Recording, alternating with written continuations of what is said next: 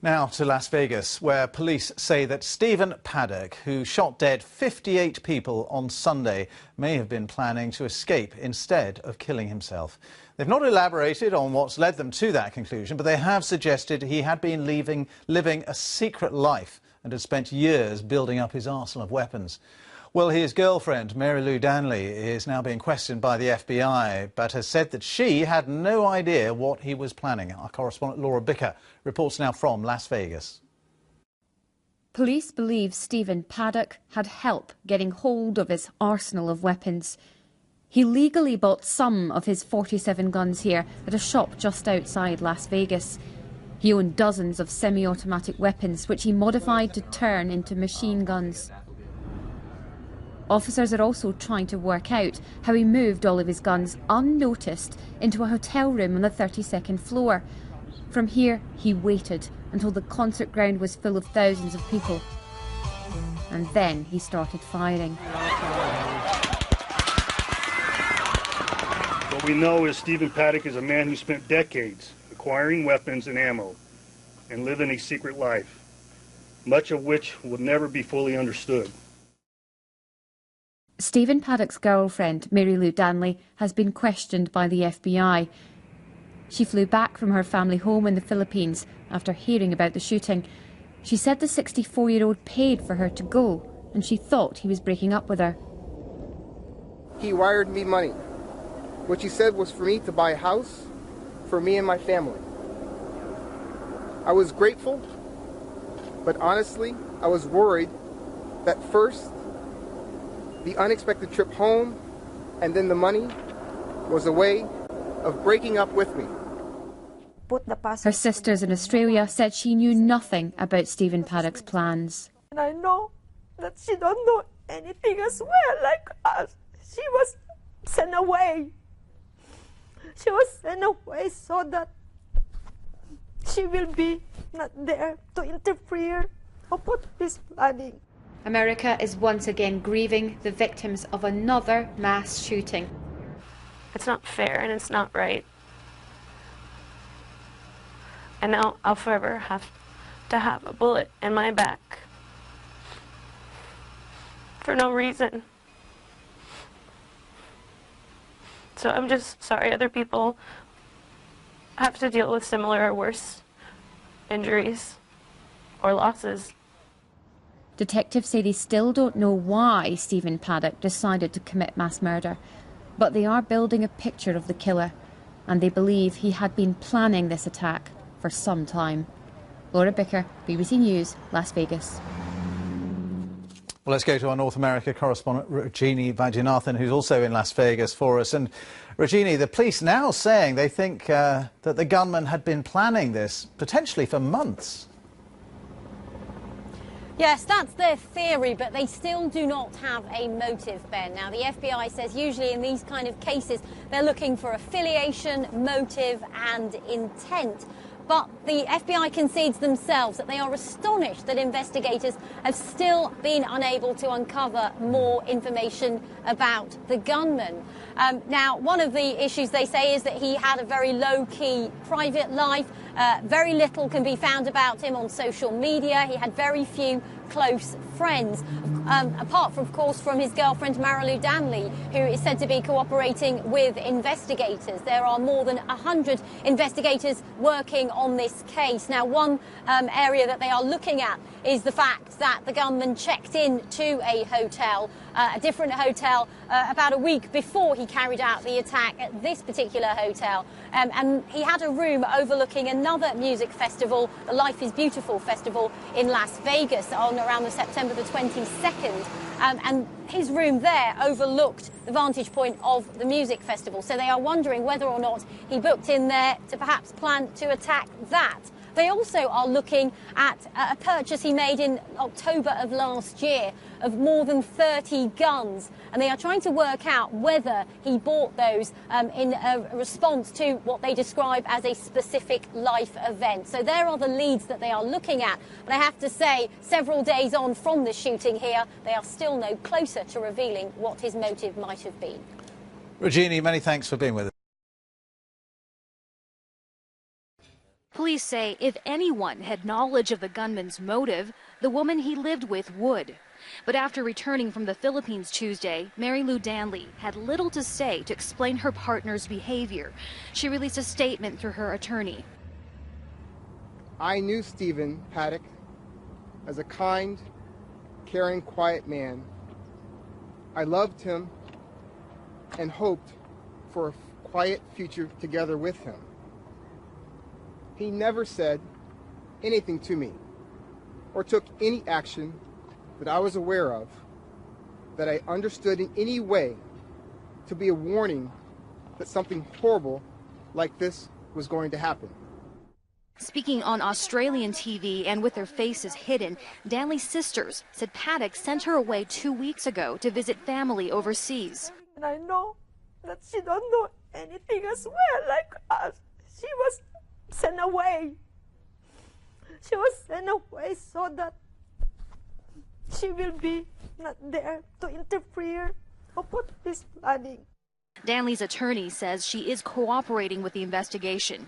Police say they found a total of 47 firearms inside the 2 homes the couple shared and inside the hotel room on the 32nd floor of the Mandalay Bay Resort, from which Paddock rained down terror. What we know is Stephen Paddock is a man who spent decades acquiring weapons and ammo and living a secret life, much of which will never be fully understood. He meticulously planned on the worst domestic attack in United States history. Body cameras worn by police officers captured the chaos and confusion as 20,000 concertgoers ran and hid from the barrage of bullets. Go, go, go, go, go. That way, that way, that way, that way. Another chilling detail. Police say Paddock may have considered attacking another music concert prior to Sunday night's massacre. A week earlier, Paddock rented a high-rise condo overlooking the Life is Beautiful music festival and its 50,000 attendees. With what intention? Yet another question that remains unanswered. Heidi Jo Castro, Aljazeera, Las Vegas.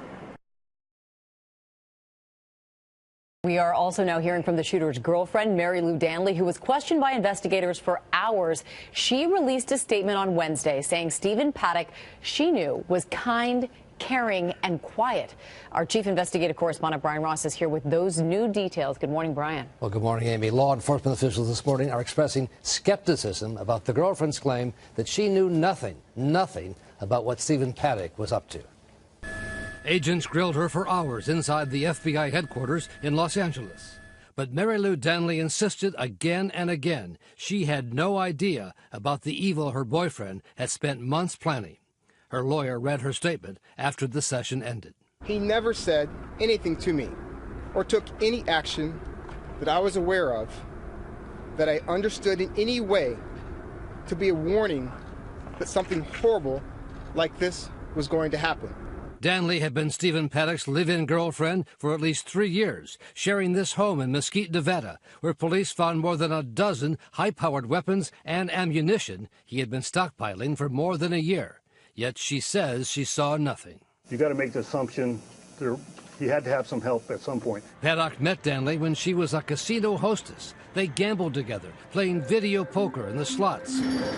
Investigators want to know if he went along when she traveled to Dubai, where she posted this smiling photo. Danley claims she thought when Paddock sent her to the Philippines 2 weeks before the shooting and wired some $127,000, it was so she could buy a new house. Honestly, I was worried that first, the unexpected trip home and then the money was a way of breaking up with me. I knew Stephen Paddock as a kind, caring, quiet man. I loved him and hoped for a quiet future together with him.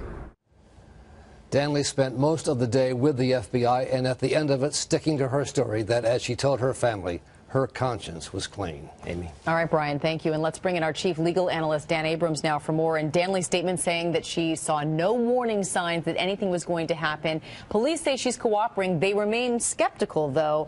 What are they trying to learn from her now? They want to look at first what she knows about what happened leading up to it, and then they're going to want to know what she's doing since then as well. And here's what I mean. It's not a crime for her to have not reported that he was amassing weapons. The question is, did she know what he was going to use those weapons for? And most importantly, did she aid or abet in any way? Did she even help him buy an illegal weapon? Even that alone could be a problem. But if she knew, even had an inkling of what he was up to, almost anything that she did to help him could be seen as a crime. And then question two is going to be, even if she knew nothing, is she telling the truth about it? Right. Did she not ask him why so many guns? That's right. Because if it's true that she is saying, I had no idea, I didn't know anything about the weapons, if that's not true, that in and of itself could be the crime of obstruction of justice. So you're talking about two separate avenues here. The possibility of aiding and abetting before, and then even if she didn't aid and abet, even if she wasn't involved in any way, if she's not telling the truth now about everything she knew, that's a separate possible crime. So she would be facing some crimes if officials were able to prove this. How difficult would it be to prove those things? Well, look, this is one of these challenges they've had in other cases, right? The shooter Omar Mateen in the Pulse nightclub case. His wife was charged with similar crimes, both for materially assisting, aiding and abetting, and obstruction of justice. These cases aren't that easy, but look, they're going to be able to trace back almost everything that this guy did, every move he made. And if they don't believe that she's telling the truth here, they could have a strong case. All right. Dan Abrams, thanks so much. Anything she lies about now becomes the hook for Right. She can't lie at all now about anything. Yeah. Dan Abrams, thanks. Hi, everyone. George Stephanopoulos here. Thanks for checking out the ABC News YouTube channel. If you'd like to get more videos, show highlights, and watch live event coverage, click on the right over here to subscribe to our channel. And don't forget to download the ABC News app for breaking news alerts. Thanks for watching.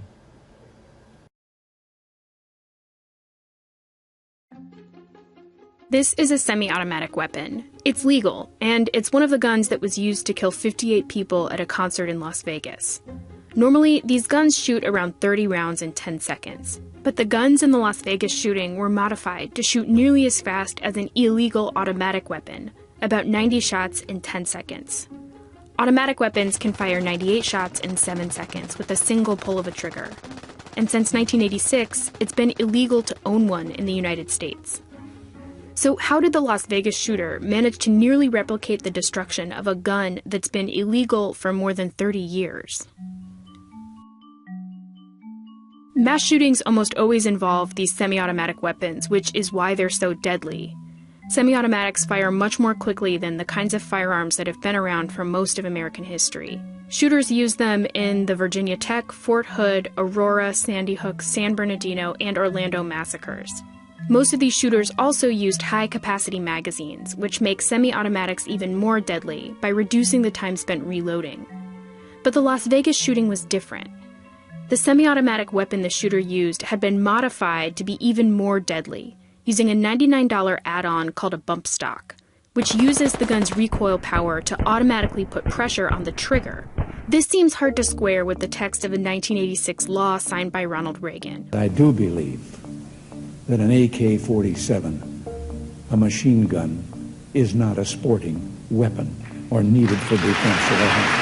Which not only made it unlawful for any person to transfer or possess a machine gun, it also outlawed any part or combination of parts designed and intended for use in converting a weapon into a machine gun. But a 2010 letter from the Bureau of Alcohol, Tobacco, and Firearms, posted on the website for one bump stock manufacturer, says that because the product attaches to the exterior and doesn't have any mechanical parts, it's legal. In 2013, a few months after the Sandy Hook shooting, Senator Dianne Feinstein proposed a bill that would have banned bump stocks. The bill never came up for a vote.